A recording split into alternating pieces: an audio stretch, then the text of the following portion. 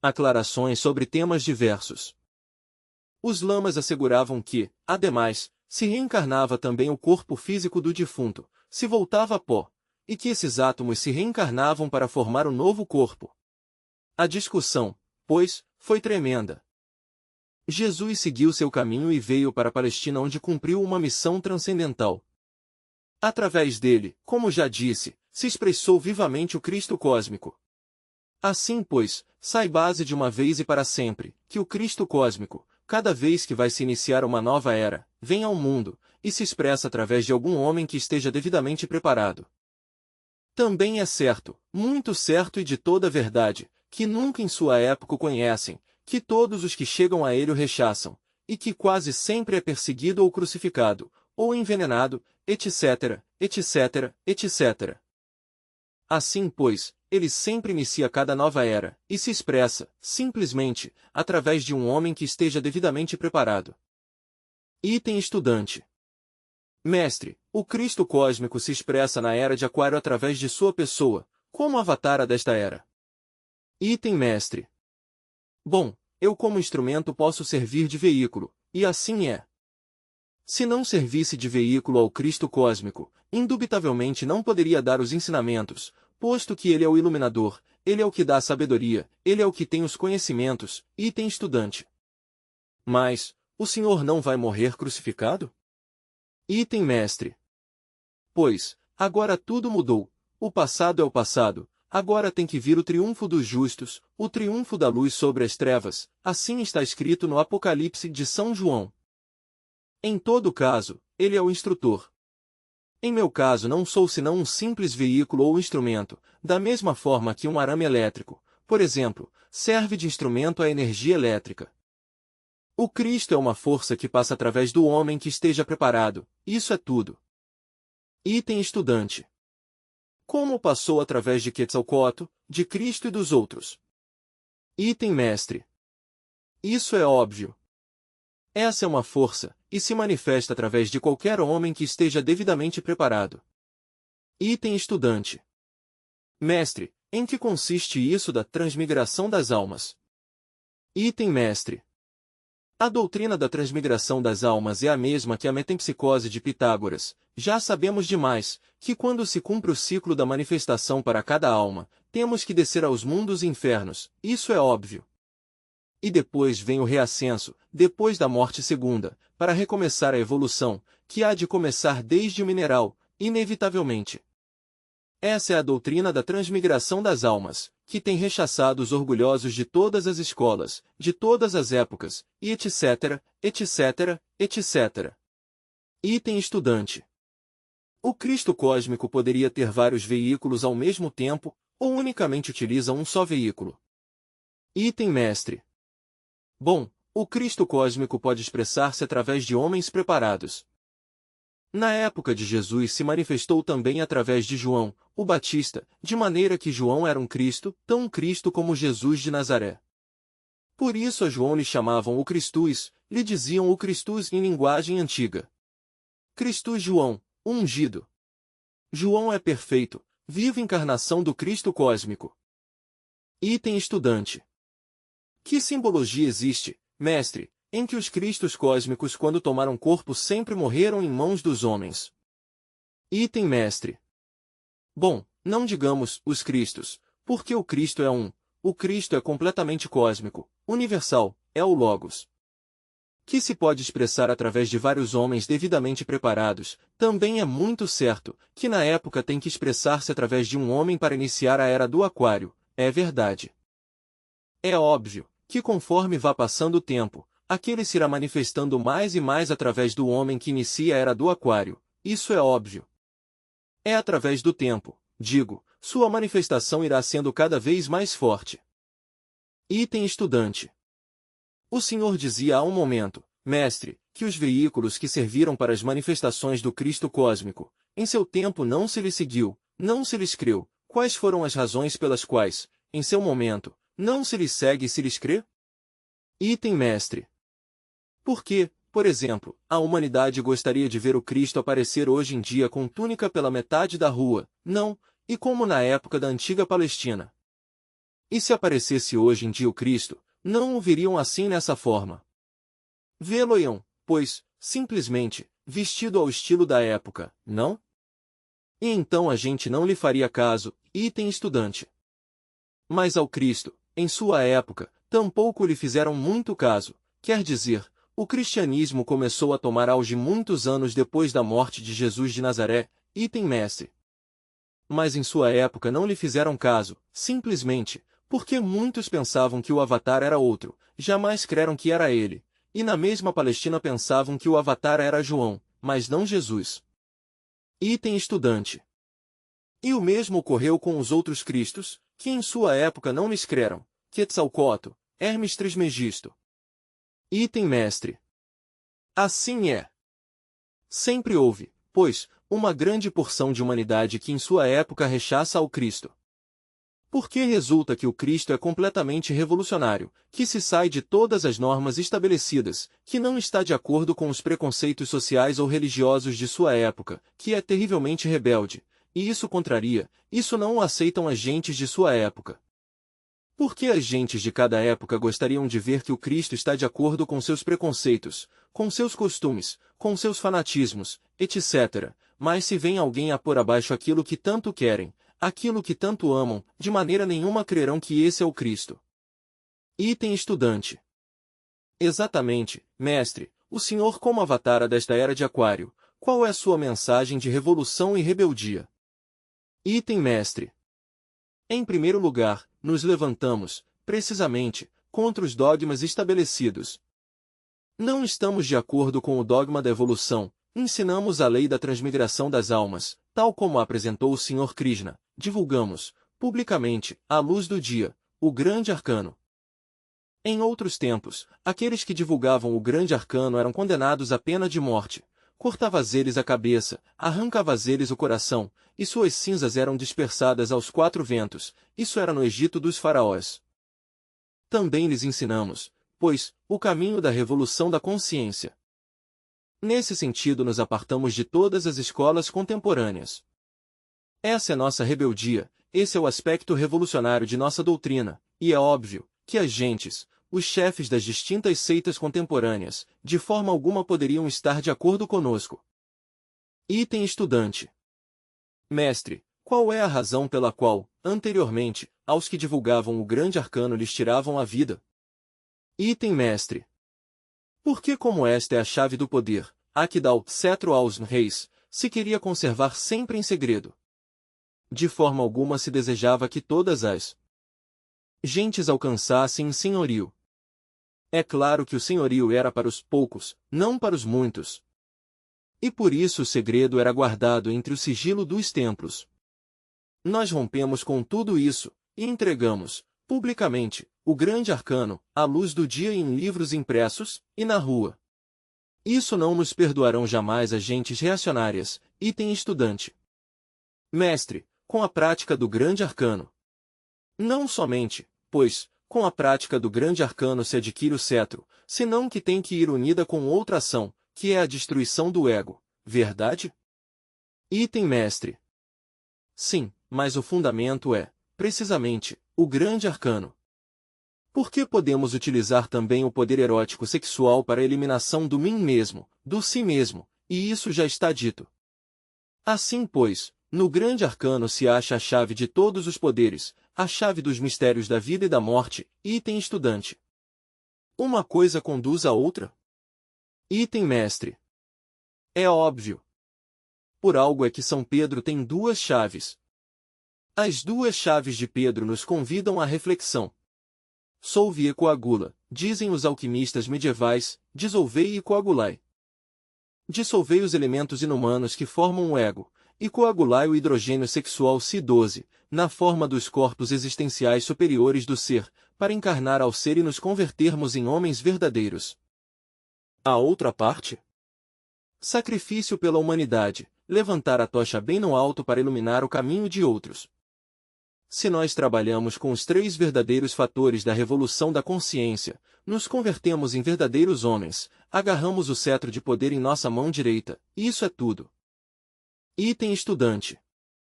Acerca do fenômeno este que o senhor chama Solionensius, Tenho a impressão de que com a vinda da Terceira Guerra Mundial, que será inevitável, haverá uma oportunidade para aproveitar essas vibrações e poder trabalhar sobre a dissolução do ego?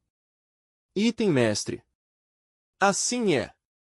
Não há dúvida de que o novo Solionensius se avizinha.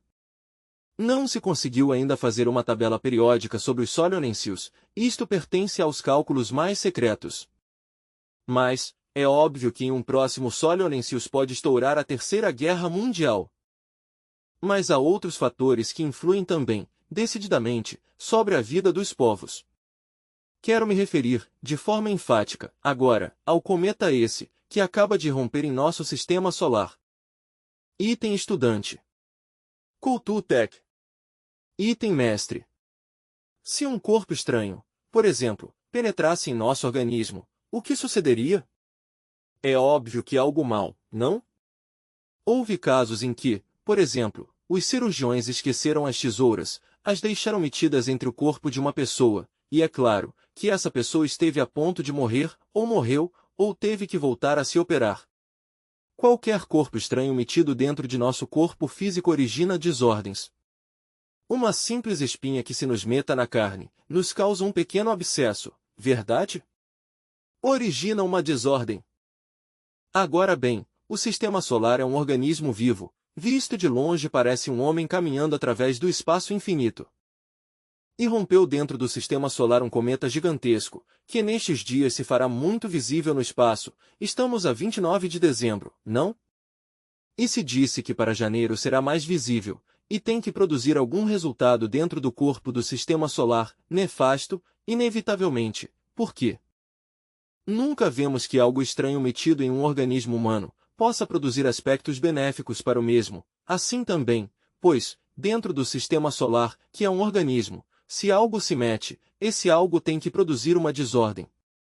Tenho entendido que tal desordem pode ser muito grave, especificamente para o planeta Terra. Entendo que as radiações que vai deixar este cometa vão trazer muita desordem no planeta Terra. Inclusive, podem ir precipitando a Terceira Guerra Mundial. Assim, pois, não é de estranhar que por estes dias se sucedam acontecimentos insólitos, porque irrompeu algo estranho dentro de nosso sistema solar. Vai-se o cometa, sim, tem que ir-se, mas suas radiações farão dano, tem que trazer desastres, incluindo, repito, até a possibilidade da Terceira Guerra Mundial, ou pelo menos revoluções sangrentas em todas as partes, isso é óbvio. Item estudante. Explicação do calendário asteca pelo mestre Samael a um Veor, item mestre. Bom, com o maior gosto darei alguma explicação superficial sobre o calendário asteca ou a Pedra do Sol. E digo superficial, porque estudar a fundo esta pedra sagrada equivale a meter-se dentro do sistema trigesimal, pois está fundamentada no número 13, nos 13 céus, nos 13 mundos que nos falaram os cabalistas hebraicos, etc. Eu, unicamente, vou dar uma explicação superficial sobre os pontos centrais da mesma. Vemos no centro a Tonatiuh com sua língua triangular de fogo. Este Tonatiuh é, digamos, o verbo, a palavra, o logos, o exército da voz, o exército dos Elohim que no amanhecer da vida fizeram fecunda a matéria caótica para que surgisse a vida. Seguidamente, vemos aqui 4 quadros, e isso é bastante importante. Refere-se, obviamente, às 4 raças precedentes. A primeira raça foi a polar, aquela raça digamos de tipo protoplasmático, e está alegorizada aqui no quadro da esquerda, parte superior. Para o mestre, que estava colocado junto à lâmina do calendário, a primeira raça está vendo no quadro superior esquerdo, mas se olha de frente o citado calendário, está na superior direita. Se se observa detalhadamente, pode-se ver perfeitamente nas mandíbulas uns dentes felinos terríveis, os olhos, etc., próprios do tigre, por isso se diz que a primeira raça foi devorada pelos tigres. O tigre, certamente, alegoriza ou simboliza o Lúcifer na rua. Este Lúcifer na rua é, propriamente, o tigre dos astecas. Lúcifer na rua é o fazedor da luz, é a reflexão do Logos dentro de nós mesmos e para nosso bem. Em princípio, este Lúcifer na rua, este tigre, pois, era resplandecente, luminoso, sublime, o arcanjo da luz em cada um de nós, porque como já disse, ele é, no fundo, nosso próprio ser, digamos, a primeira projeção de nosso logo interior. Muito mais tarde, no tempo, quando caímos na geração animal, obviamente caiu também Lúcifer na rua, e se converteu no famoso diabo de que nos falam as religiões, a sombra negra e tentadora que lança o fogo sinistro e negativo pela cauda. Necessitamos dissolver ao ego para que então o Lúcifer na rua volte a resplandecer, quer dizer, necessitamos converter ao diabo em Lúcifer. Ele tem que voltar a ocupar o posto que tinha, ele tem que voltar a ser um Kumará, e isso somente é possível dissolvendo o mim mesmo, o si mesmo, não? Ele tem poderes terríveis, espantosos, terrivelmente divinos. Desafortunadamente, ele nada pode fazer, porque neste momento não é mais que uma sombra negra e tentadora. Mas se nós dissolvemos o ego, ele se volta luminoso e resplandecente, reconquista seus poderes e entra em ação, então nos fusionamos com ele. Nosso espírito íntimo, nossos princípios anímicos integrados com ele, se converterão em algo diferente do que são. Nos transformaremos em arcanjos verdadeiros, reais, em maravilhosas criaturas, em excelentes criaturas divinas, e nos premiará nosso próprio Lúcifer na rua com os poderes extraordinários do Adeptus, o elixir de longa vida, a medicina universal, etc., etc., etc. Entre os astecas, repito, estava representado pelo tigre. E cavaleiros tigres, se entendia aqueles que estavam lutando pela dissolução do mim mesmo, do si mesmo, aqueles que queriam, digamos, libertar a seu Prometeu encadeado, para que em si mesmo se realizasse o milagre da transformação. Bem, vemos ao lado direito, pois, deste quadro, vemos o famoso macaco, digo macaco, porque aqui lhe dizemos assim aos símios, não. Disse que os filhos do segundo sol, ou seja os filhos da segunda raça, as gentes da segunda raça, se converteram em macacos, em símios. Isso encerra grandes mistérios. A segunda raça foram os hiperbóreos que viveram no casquete polar do norte. Não propriamente no polo como os da primeira raça, mas sim na ferradura essa que circunda ao casquete polar, Inglaterra, a Sibéria e todos esses países nórdicos, as terras onde hoje vivem, digamos, os esquimós. Claro que o polo, naquela época, estava situado na zona equatorial. Quando se nos diz que os filhos do segundo sol se converteram em macacos, há que sabê-lo entender. Porque, realmente, na segunda raça, pois, viveu maravilhas extraordinárias. Já se deram ali na segunda raça, as primeiras quedas, as primeiras degenerações, etc. Multidão de seres humanos, verdadeiramente, caíram. Ainda que muito se diga na terceira, não. Ao final da segunda já houve quedas. Já houve alguns erros gravíssimos, certas quedas que se processaram no tempo e através do tempo. E lhes digo, monstruosidades, tal como cita a mestra Blavatsky, em seu livro sobre antropogênese, monstruosidades, anormalidades, criaturas, digamos, de tipo raro e estranho, aves, por exemplo, com duas cabeças, homens com duas cabeças e asas, e patas e pernas de cabras, etc., etc., etc. Virão-se, digamos então, aberrações da natureza. Poder-se-ia dizer que nessa época também começaram a ver-se os famosos macacos ou símios. Mas depois se fala do terceiro sol. Disse que os filhos do terceiro sol se converteram em pássaros, e isso há que sabê-lo entender, em pássaros. Obviamente os pássaros se distinguem, ou personificam claramente ao continente Lemur. Os lêmures, realmente, pois, tiveram poderes extraordinários. Ainda existe uma pequena raça de lêmures degenerados em forma de liliputianos. Há alguns que têm tamanhos de 10, 15 e 20 centímetros de alto. Na Bolívia se conheceu essa classe de tribos, deixaram um povinho, por aí em um lugar da Bolívia, que ainda serve, digamos, de assombro a todas as gentes. As tribos daquele lugar não deixam que as gentes comuns e correntes se aproximem desse povinho. É um povinho com casinhas que parecem de bonequeiro, morros pequenos, artificiais. Pois aí viveu essa raça de liliputianos, meteram seu corpo dentro da quarta dimensão e se foram através do espaço, quer dizer, se converteram, propriamente em pássaros, e essa é uma tremenda realidade. Aqui vemos a figura alegorizada dos pássaros, com suas plumas e com seu estilo, alegorizada. Por que não são os pássaros iguais? Estas pontas aqui com seus pontos aqui, representam as plumas, não? A cabeça para cá, e tal, e a cara, e o pescoço, e o quadril, e a cauda aqui. De maneira que a Lemúria terminou em grandes terremotos. Os filhos do quarto sol se converteram em peixes foram os Atlantes. Está representado pelo quarto quadro, à mão direita. Agora o mestre está olhando o calendário de frente. Converterão-se, pois, em peixes. Por quê? Porque foram tragados pelas águas, foram devorados pelos elementos, as águas do Oceano Atlântico os engoliram. Assim, pois, a primeira raça foi devorada pelos tigres da sabedoria, quer dizer, foram seres sábios que não tiveram que sofrer os cataclismos, pois, ainda existe o continente polar do norte, ainda que coberto por espessos gelos. A segunda raça, os hiperbóreos, foram arrasados pelos ventos, fortes furacões. A terceira raça, a dos lêmures, pereceu por sol de chuva de fogo e grandes terremotos. A quarta raça, a dos atlantes, pereceu alagada pelas águas. Item estudante. O dilúvio universal? Item mestre. O dilúvio universal. Estamos atualmente na quinta raça. Nós, os filhos da quinta raça, somos os filhos do quinto sol, e pereceremos. Está escrito pelos astecas, morreremos pelo fogo e os terremotos.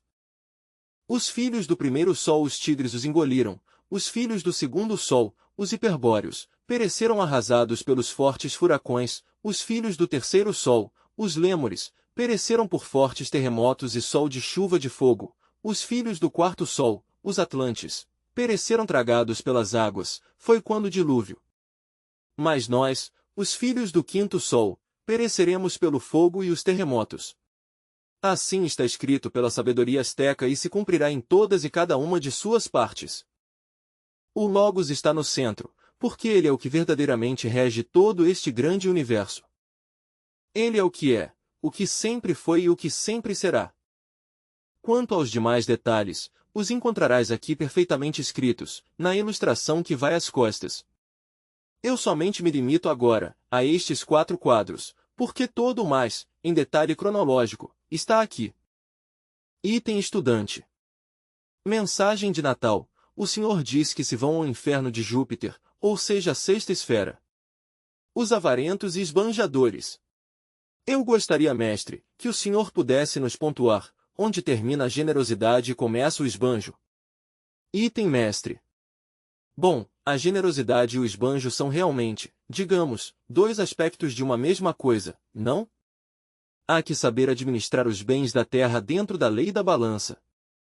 O esbanjo começa onde vem o desequilíbrio da balança. Quando a generosidade está perfeitamente equilibrada, tudo está em harmonia, mas quando a generosidade se converte em esbanjo, é quando o fiel da balança se inclina em nossa contra. Há esbanjo, por exemplo, no indivíduo que desperdiça os dinheiros tolamente, presenteando-os aqui, lá e acolá, sem tom nem som, nem ordem de nenhuma espécie, não?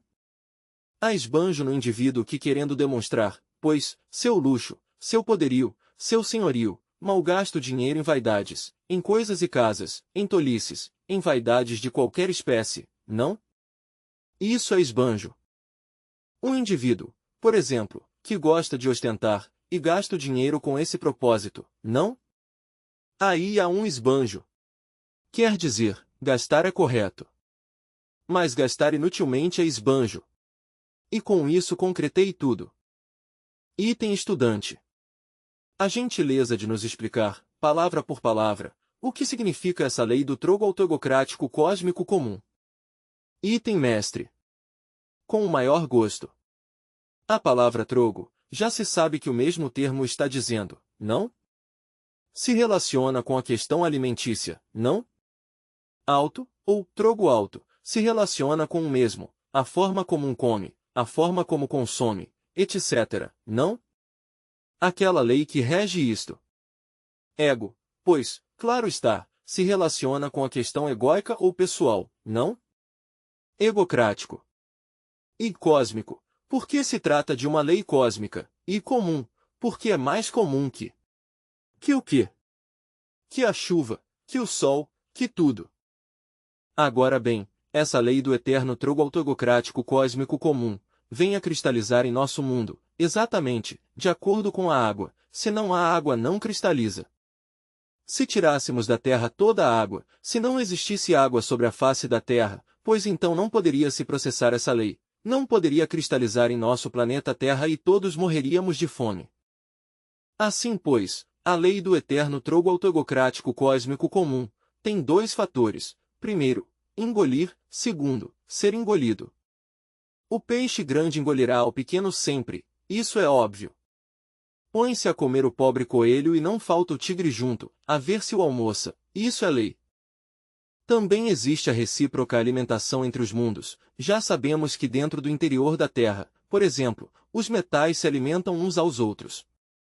Mas logo, a vibração geral, coletiva, total, voa através do espaço, é transmitida ao coração planetário de outros mundos. Então os metais de outros mundos se alimentam das radiações que nosso mundo emite, e por sua vez, esses mundos contestam alimentando ao nosso.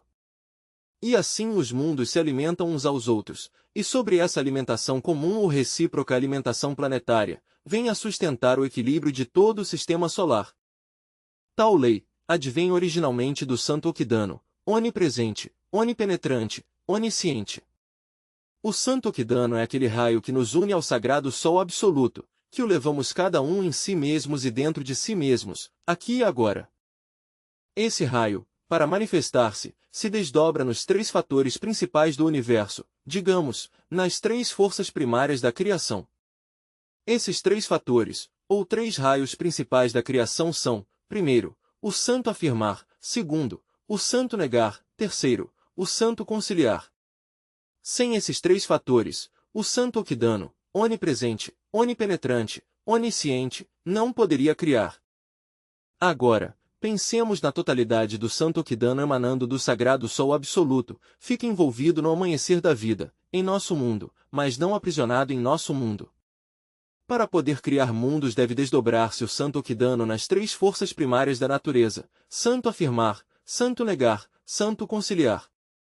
Durante a manifestação, as três forças trabalham de forma autônoma e independente, mas sempre unidas, de alguma forma, ao Santo Okidano.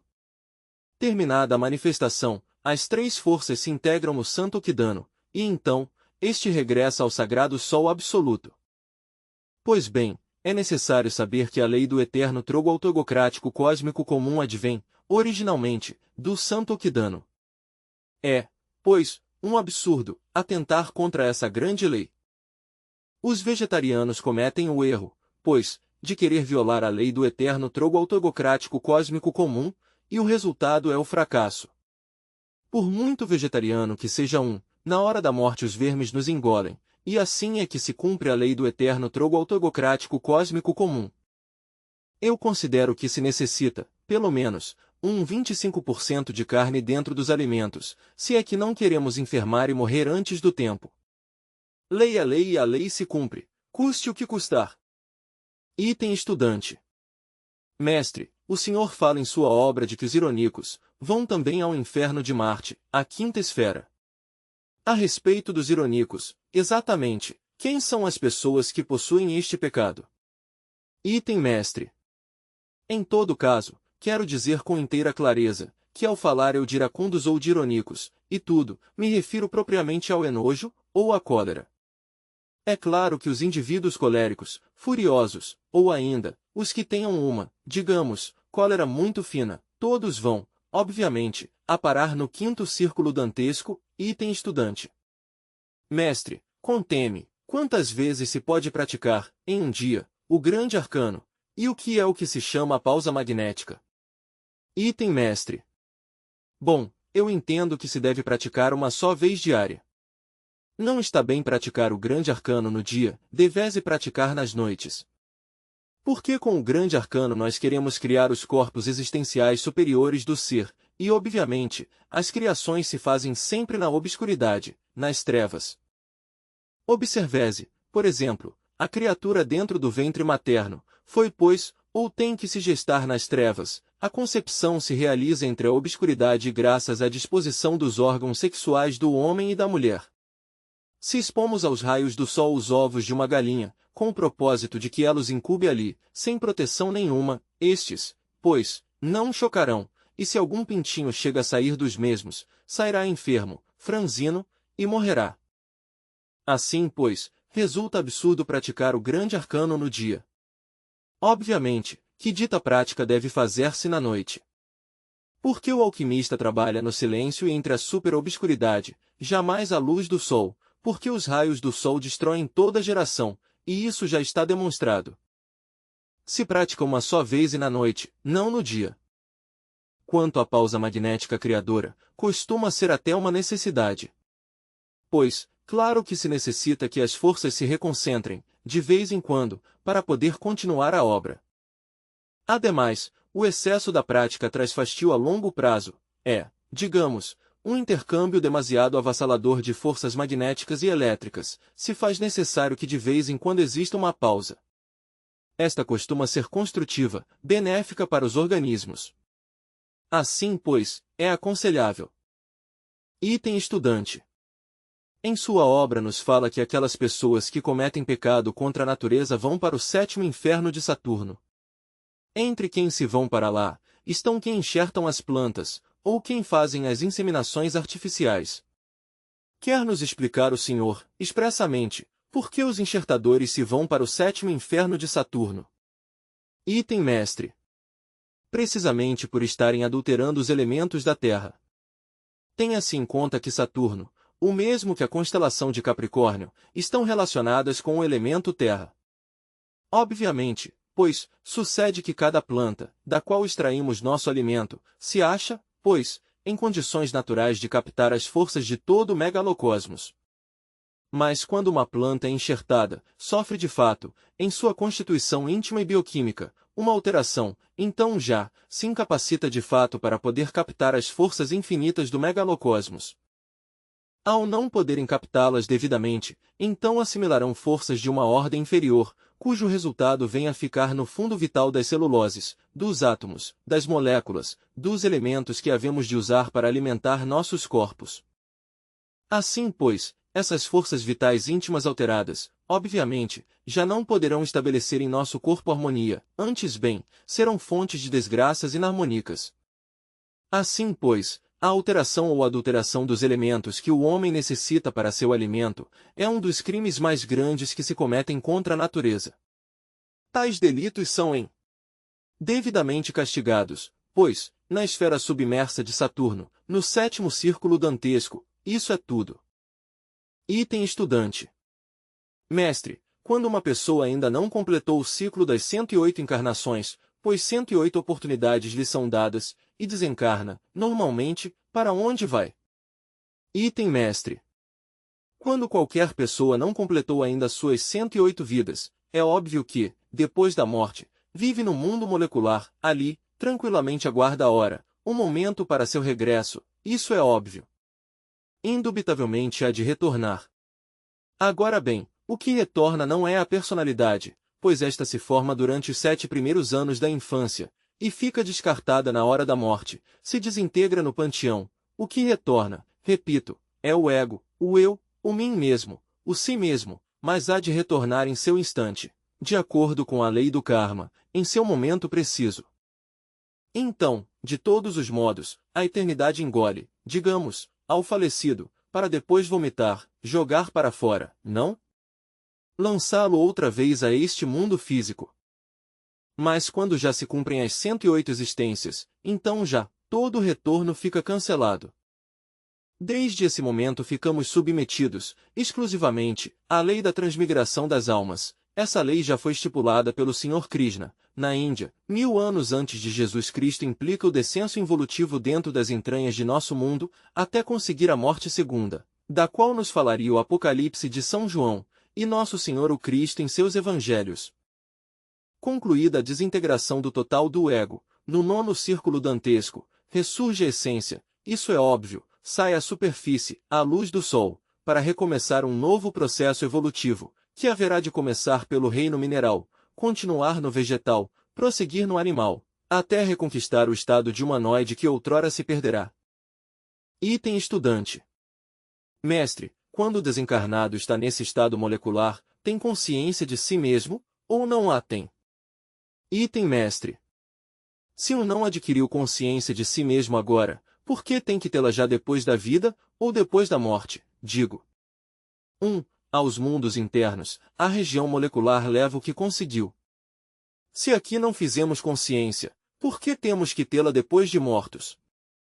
O desencarnado, normalmente, vive como sonâmbulo na região molecular, não tem consciência de si mesmo. As gentes todas, em geral, não sabem como nascem nem como morrem.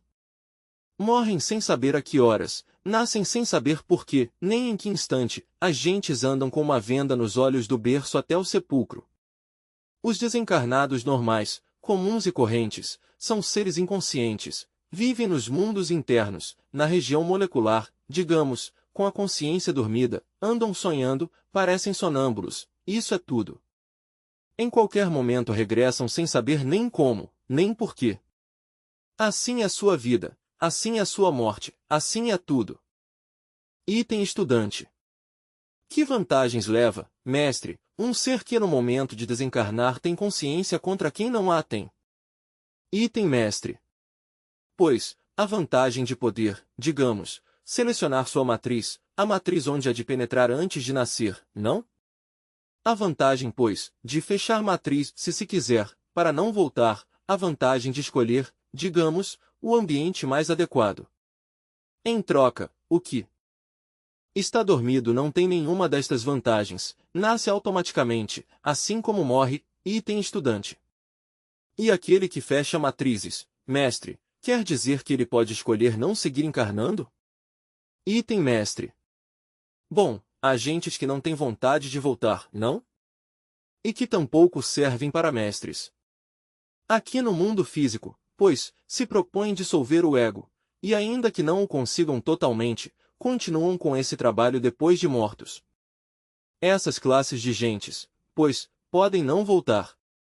Eu conheci um príncipe, conheci um amigo na terra antiga do Egito, o país dos faraós. Ele se tinha proposto não voltar, e durante a vida se preocupou por dissolver o ego. Não quero dizer que o tenha dissolvido totalmente, mas sim em grande parte.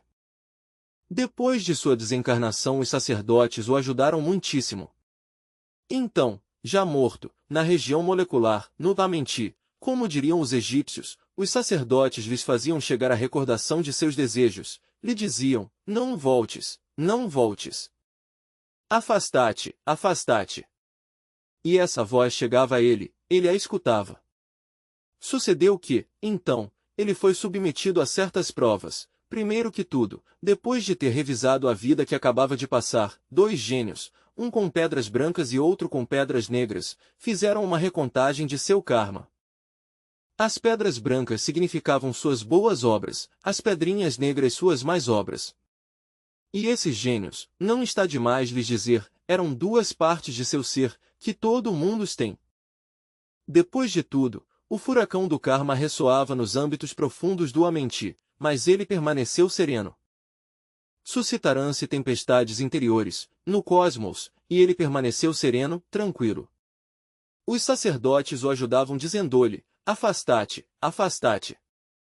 O pai-mãe particular, individual, quer dizer, seu pai que está em segredo e sua divina mãe, integrados, assumiram formas terríveis para tentar prová-lo, a ver se regressava, mas ele permaneceu sereno, não regressou.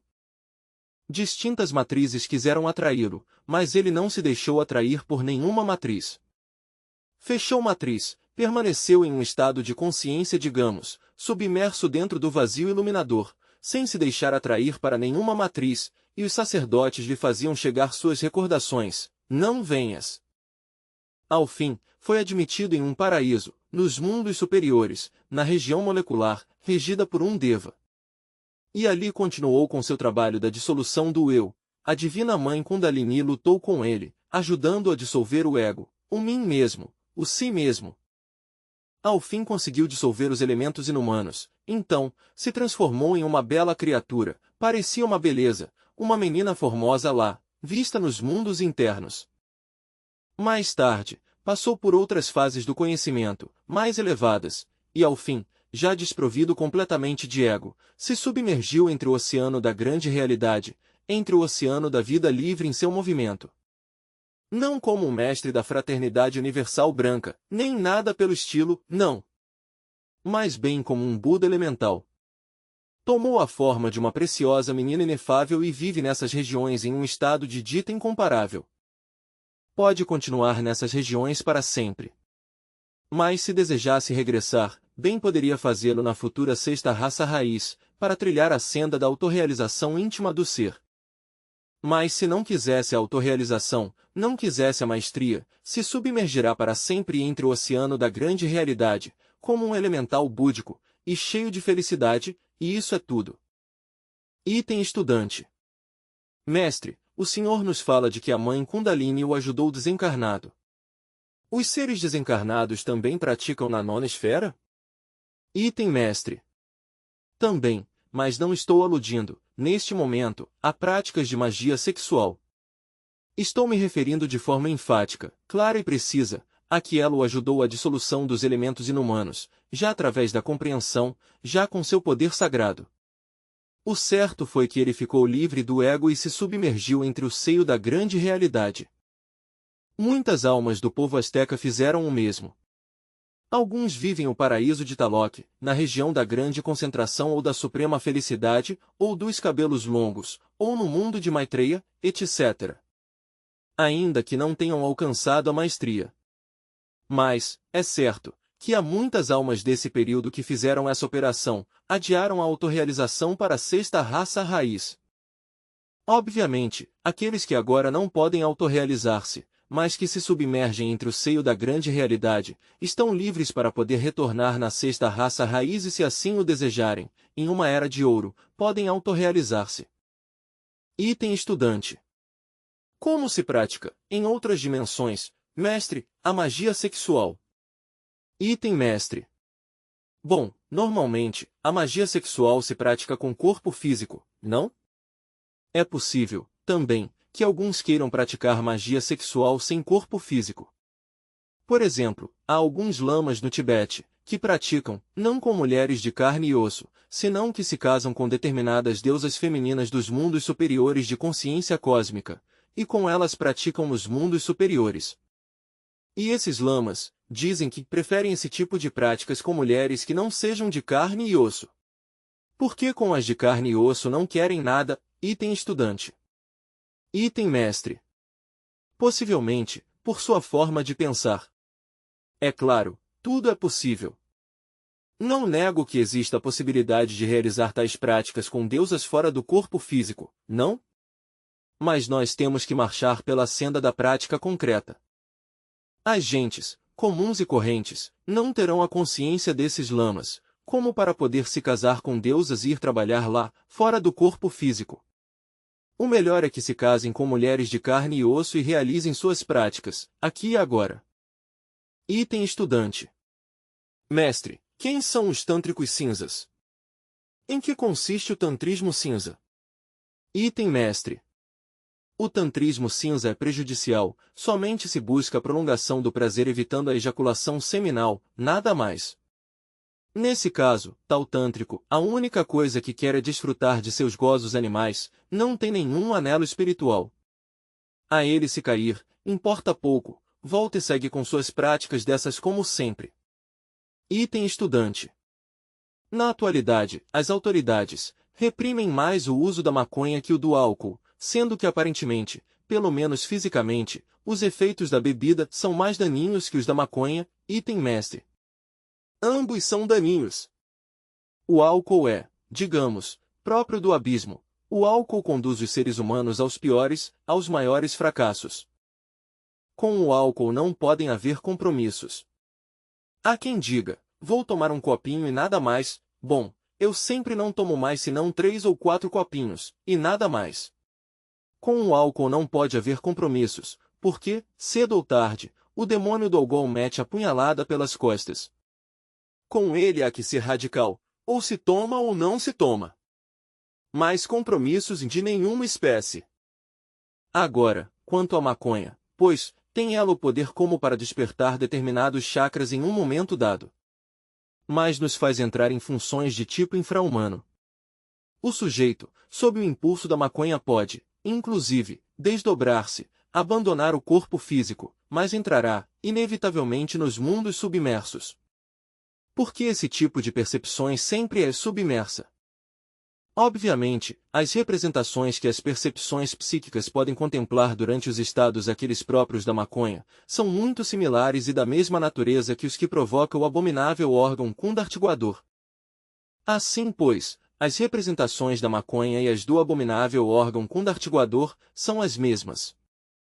Portanto, pode-se dizer sem exageração alguma, que a maconha conduz o ser humano até o desenvolvimento do abominável órgão kundartiguador.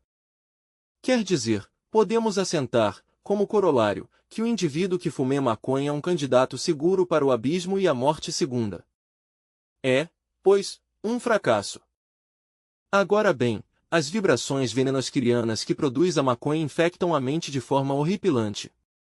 Esse tipo de vibrações inarmônicas e arrítmicas são estabelecidas em toda a sua personalidade, e a longo prazo, como disse, têm o poder para despertar o abominável órgão kundartiguador. É necessário saber o que são as vibrações venenosquirianas. Tais vibrações são inarmônicas em 100%, infra-humanas, subconscientes, subjetivas, produzem estados de psicose muito específicos e têm poder para originar em qualquer ser humano a atividade do abominável órgão kundartiguador. Este órgão não é outra coisa senão o fogo sexual dirigido, desde o cóccix, para os infernos atômicos do homem. Tal fogo está controlado por um átomo do inimigo secreto, situado no mesmo cóccix. Com o desenvolvimento deste órgão, o indivíduo se converte em um demônio terrivelmente perverso. Assim, pois, não é aconselhável a maconha, pertence às regiões submersas, ao mundo das vibrações venenosquirianas. Item estudante. Outro tanto acontece com os fungos alucinógenos. Item mestre. Todas as classes de elemento que produzam estados de psicose específicos como os fungos e demais, conduzem ao mesmo, não é aconselhável nada disso. Item estudante. Item mestre. Com o maior gosto, meu estimável irmão. Existem 4 classes de Anasmussen, a saber. Primeira, Anasmussen que somente possuem o corpo planetário, estes são mortais, por quê? Porque na hora da morte, no instante em que o ego abandone ao corpo físico ou planetário, aquele algo fatídico e tenebroso que constitui o Anasmussen, é também eliminado. Segunda, Anasmussen, que porque já fabricaram em uma antiga existência o corpo astral.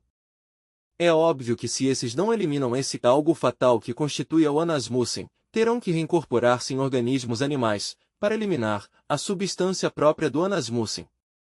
Existe uma terceira classe de Anasmussen. A esta correspondem os homens autênticos, entendo por homens autênticos quem já fabricaram seu corpo astral, seu corpo mental, seu corpo causal, e ademais, encarnaram, em si mesmos, o princípio anímico, se esses homens não eliminam o que tem de Anasmussen, obviamente, deverão ingressar na involução submersa dos mundos infernos, até a morte segunda.